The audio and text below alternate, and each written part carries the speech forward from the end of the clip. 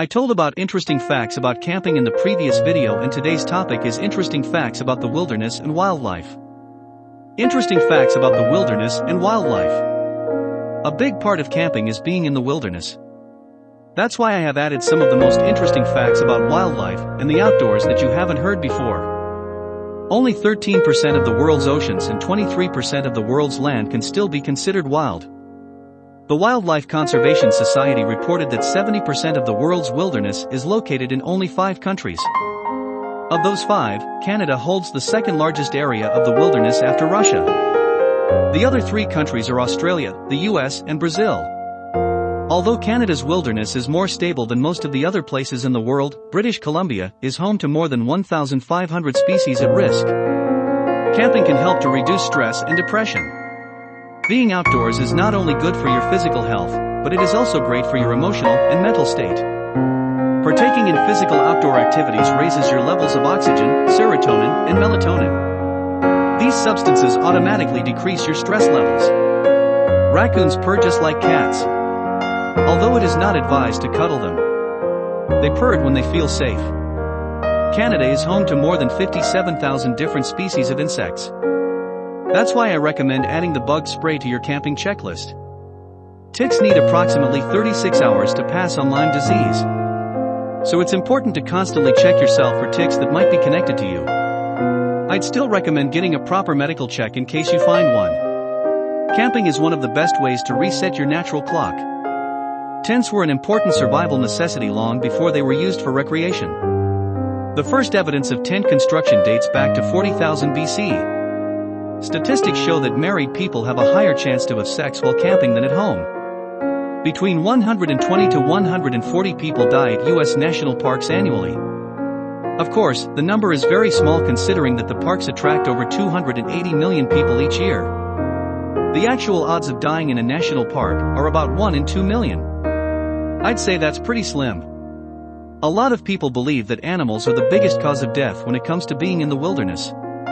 But actually, the most common causes of death while camping at national parks are drowning, car accidents, falling, and even suicide. Getting killed by wildlife is one of rarest ways to die while camping. Saying that, in 2010, one unlucky camper was killed by an angry mountain goat. Men account for nearly 75% of camping deaths at U.S. national parks. The largest concentration of snakes in the world can be found in the Narcisse Wildlife Management Area in Manitoba. Around 70,000 snakes come to this place to hibernate throughout the winter. Beaver is the largest rodent in North America, while the capybara is the largest rodent in the entire world. In Banff National Park, Alberta, overpasses over highways were built for wildlife to be able to pass the road. Trees and shrubs grow on them to make the animals feel more covered. Canada has its own Loch Ness monster. Agapogo, a snake-like creature, supposedly lives in Lake Okanagan, British Columbia. There's an area in the Hudson Bay region that has less gravity than the rest of the planet. Mount Thor, which is located in Oyuatik National Park, on Baffin Island, Nunavut, Canada, is the tallest steep cliff in the world. Walking along all of Switzerland's hiking trails would be equal to going 1.5 times around the world. In movies, bald eagles are depicted as majestic birds that emit this rough, piercing shriek. The real sounds these birds emit sound like little squeaky chirps. The sound you hear in movies is made by red-tailed hawks. Group of owls is called a parliament, group of crows is called murder, group of lemurs is called a conspiracy, a group of falcons is called a caste, a group of baboons is called a congress, works both ways, and a group of geese is called a gaggle. Here's an even longer list of collective nouns for animals. The Amazon River initially flowed into the Pacific Ocean, but was blocked up by the forming Andes Mountains. Amazon's basin was a giant lake until it cut through the sandstone to the west, finally reaching the Atlantic Ocean and forming the river we have today. In the movie Titanic, Jack, played by Leonardo DiCaprio, claims he's been fishing on Lake Wissota, near Chippewa Falls in Wisconsin. Lake Wissota is a man-made reservoir created in 1917. The Titanic sank in 1909. Snails are capable of hibernating in their shells for up to 3 years. In the water, an alligator is one of the top predators. But when it comes to underwater traffic, it's documented to give way to another sea creature, the manatee. North American frogs freeze during the winter.